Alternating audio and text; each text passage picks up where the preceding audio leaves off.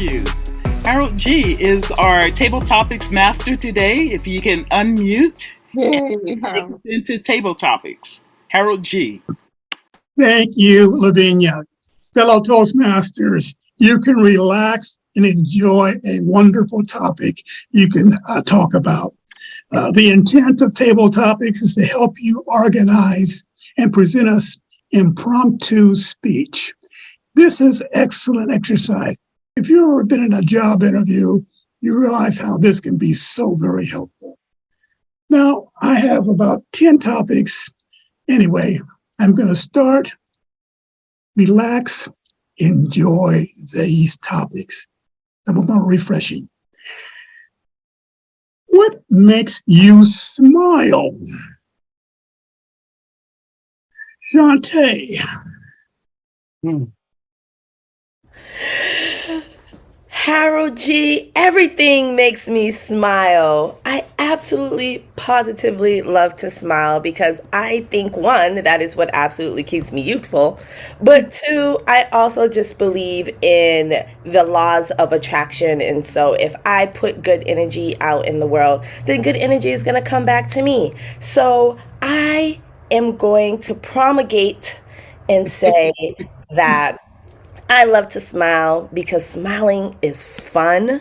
But what makes me smile was the exact question that you asked me, Mr. Table Topics Master. So the sun makes me smile. The flowers, my friends, Masters of Evaluation makes me smile. These amazing speeches I heard today and the table topics that I will hear that will come after me absolutely, positively make me smile. Thank you for that question. But I ask you, my fellow Masters of Evaluation, what makes you smile? If you are not smiling every day, then I think that you need to look within and think about those things that bring you joy and put a smile on your face today. So thank you, Mr. Table Topics Master. I turn it back to you so that you can promulgate your next question. Thank you, Shawnte. What are three qualities? Let me say that again. What are three qualities that you like about yourself? Judith. I'm referring to Judith Ferber. Yes, I thought that I actually knew that this question will be forwarded to me somehow. Thank you. Three qualities that I like about myself. Is that the question? Yes? Yes, yes. One of the qualities I like about myself, that I am a dependable person. Generally, if I sign up for a task, I always complete. I am also a loyal friend to those who I consider my friend. And third, I like animals. I love my cat.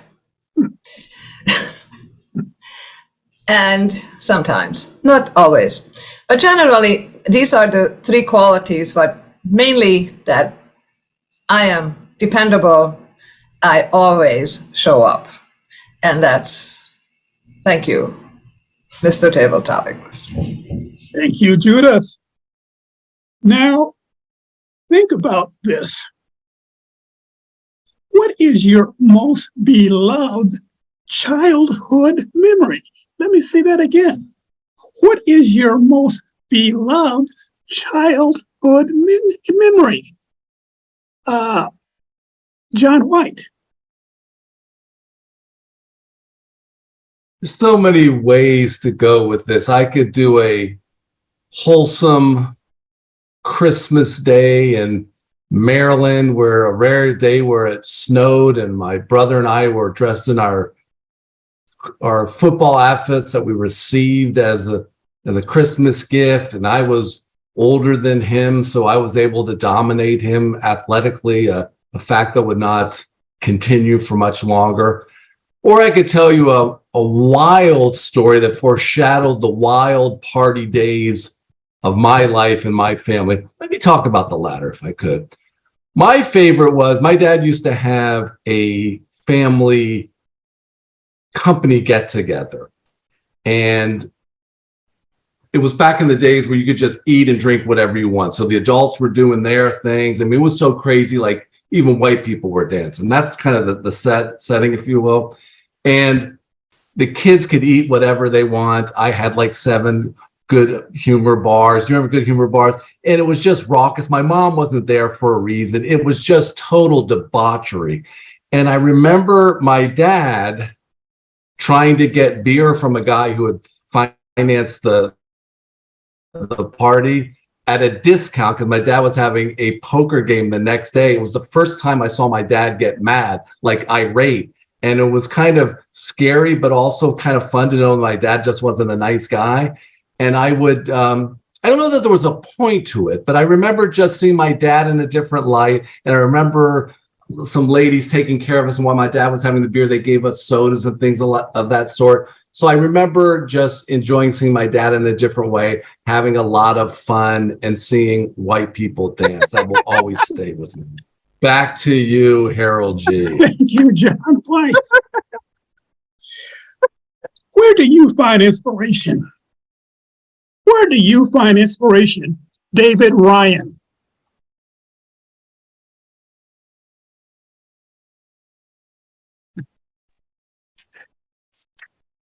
Where do I find inspiration?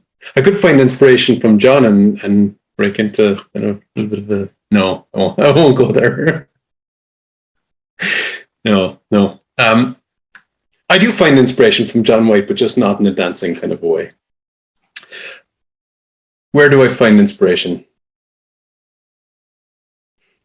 It's a good question, and it depends a little bit, I think, on the environment where I am. So in Toastmasters, I find inspiration from the great leaders that we get to witness in this club, for one. In work, I find inspiration from the creativity and the great collaboration and teamwork across our team. At home, I get inspired by my kids and their dedication to their musical instruments and their pastimes. I get inspiration from a wide range of things, and it's everywhere, right? You just have to kind of open your eyes to it. So I wouldn't want to narrow it down to one thing, Mr. Topics Master. I think we can find inspiration everywhere if we just open our eyes. Thank you. Thank you. Is there a difference between living and simply existing? Is there a difference between living and simply existing?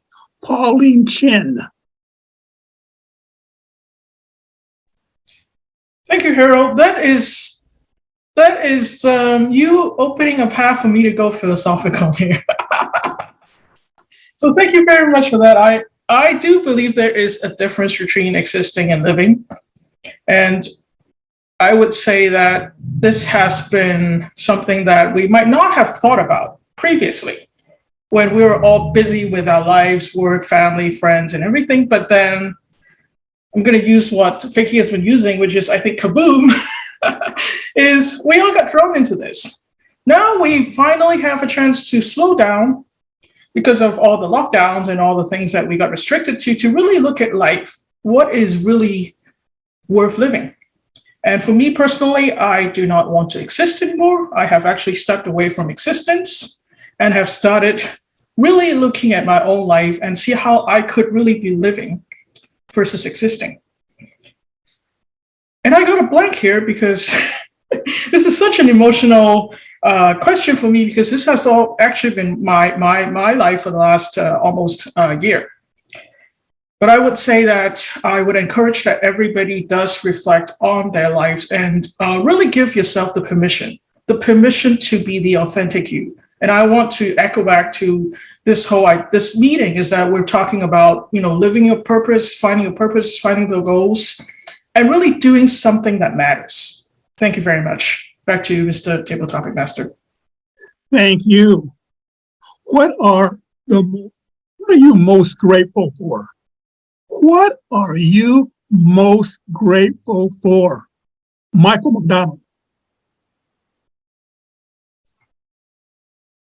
Let me promulgate that question.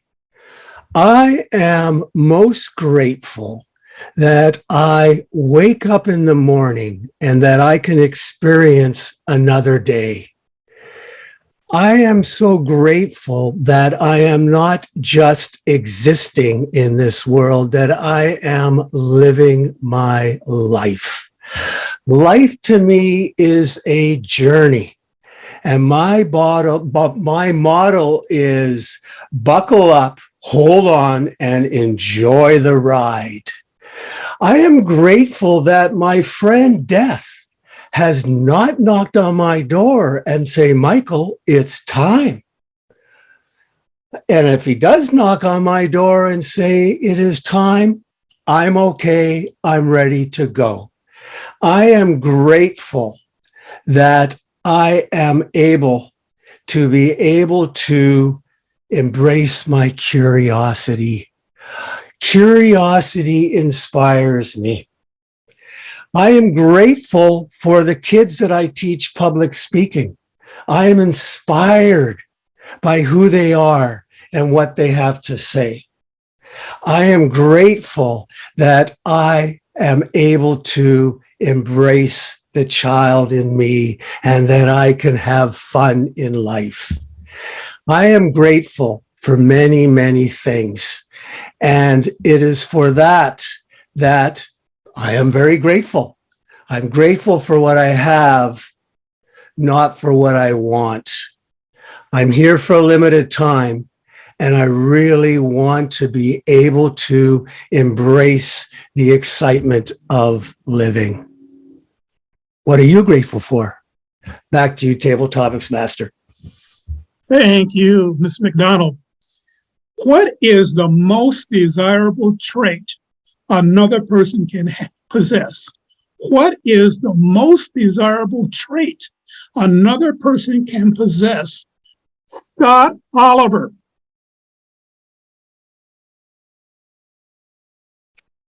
The most desirable trait a person can possess.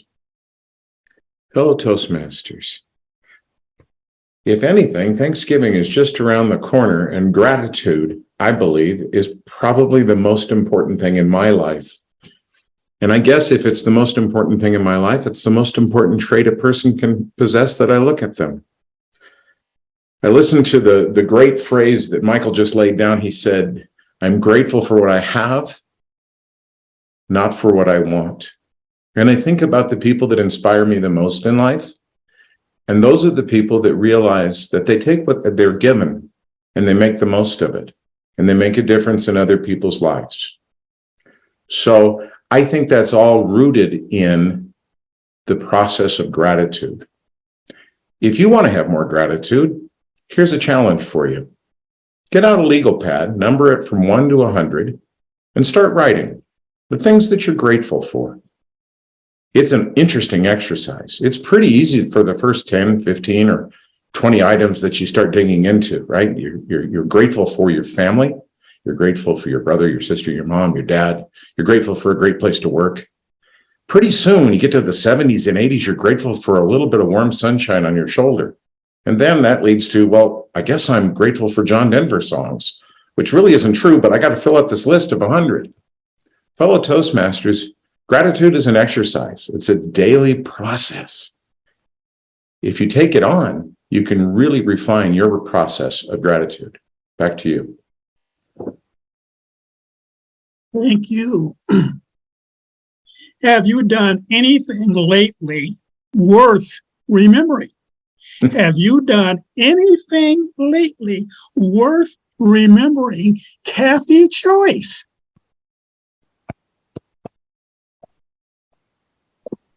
Thank you, Harold, for that question. And of course, I've done something worth remembering lately. And actually, Vic can attest to it, and so can Shawnte, because they've both seen it. Where I live, there's a little back house, as I call it, a casita, but it's a little back house, and I'm turning into an office, into my own personal private office. And what I am doing back there is I'm laying down a penny tile floor with actual pennies. Okay, so there's a coin shortage, so they say. Nobody's going to miss this for like 200 square feet of space. But my floor, I finished the bathroom.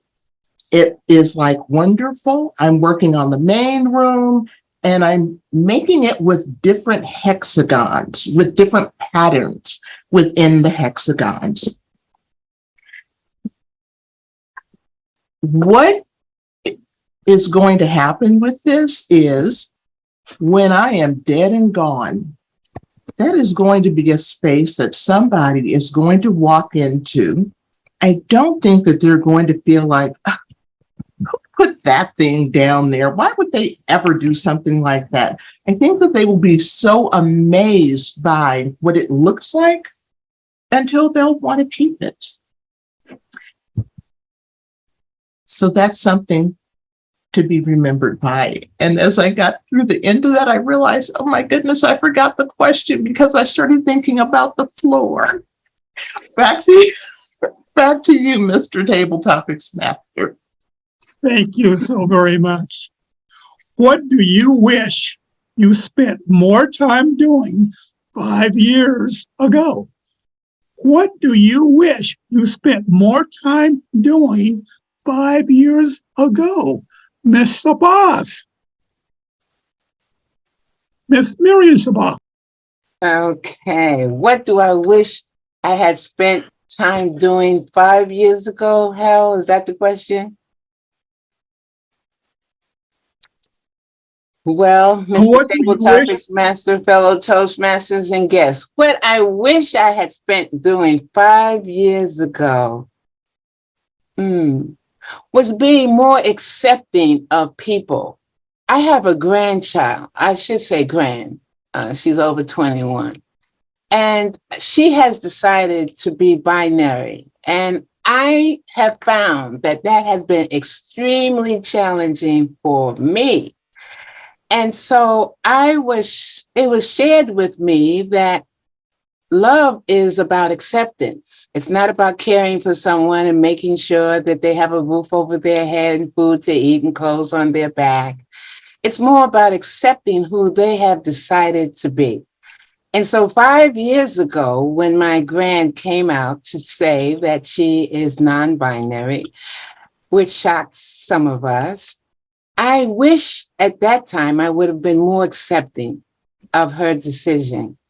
And now, fast forward to 2022, I'm finding that I am more loving towards her, which is more accepting of her decision to be what she has decided to be, as opposed to what I and her mother and her dad have decided that what path she should take. And so what I wish I had done 5 years ago, because it was fairly hurtful for her not to feel accepted for what she had decided to do with her life and how she perceived herself. Now, today in 2022, I'm more loving, more accepting of her decision. And we are back on track to be more communicative with each other. So that is what I wish I had been 5 years ago. But it's never too late. And so I am now more loving and more accepting. Back to you, Mr. Table Topics Master. Thank you, Mr. Shabazz. Which activities make you lose track of time?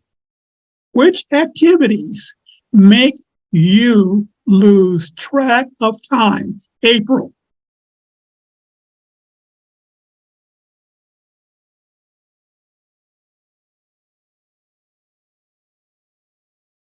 Is Aprille there?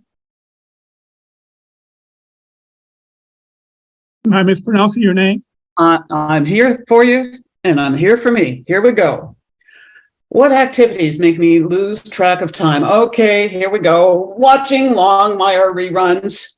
Yes, I get all caught up in what's happening with the cowboys and the Indians and the beautiful vistas and the horse galloping, and I can lose a couple of hours or more just watching something on television. And there are episodes that are more meaningful than others, but I feel like, what am I doing getting caught up in some cowboy thing? I'm no cowboy. I'm not much of a cowgirl either. But I get distracted from my real life. You know, the person who commented about what she's doing with the opportunity to live life well now versus Pauline, you were talking about she stepped away from existing. I've had COVID give me these bad habits of just kind of floating along horizontally on the couch. I'm quite good at it. You'd think I could levitate by the kind of time I put in on this enterprise. Harold, I'd much rather be a person who is finite about what their intentions are and living up to their intentions, promulgating their intentions to live a life well lived. So instead of existing, just skating along, that is also my ambition. Thank you, Harold, for the question. Back to you. Thank you for the answer. Mr. Table Topics Master, I think we might be out of time. Okay, that's the final question then. And fellow Toastmasters, you've done so very well. We're now moving on to the Table Topics Evaluator. This man was born for this role. When he was born, the doctor decried, he's a boy and he's got an opinion. Vincent, share that with us, please. Thank you very much, John. I shall promulgate my findings, ladies and gentlemen. I would like to say thank you to two of our table topic speakers. Both of them impressed me for different reasons. Michael, for his structure, and Muriel, for this really warm story which she shared with us. What I look at as an evaluator is structure, structure, structure, nothing else. When you start a speech, start at the beginning. Don't tell us, well, what you've been thinking, talking to the table topics master. Start. If you need a few seconds, be calm. Keep your mouth shut and think of what your opening words are, rather than just filling an empty space. I would have liked one of the stories, which I really very much enjoyed, starting with two options of this table topics. Then I would have liked to hear why he has chosen one or the other.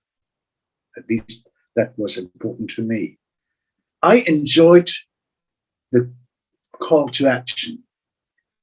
Buy yourself a legal pad or find what matters to you, or finding progress. Now to Michael, he used the rule of three, which is one of these simple rules which are so very impactful. He said, be grateful, be grateful, be grateful. And he doesn't only use it once, he used it twice. So he had 6 times grateful, grateful, grateful, grateful, and be grateful. Mm-hmm. And I liked his question at the very end. What are you grateful for? So this is the interaction with your audience, which makes a speech not just a great speech, but a wonderful speech, because in there we are connecting to the speaker. What am I grateful for? Coming to this, remember, have a good opening. Start with something which is memorable to your audience. Stop at the end with some sort of call to action. And try to use some sort of rhetorical devices like the rule of three, oxymorons, to make your speech more exciting.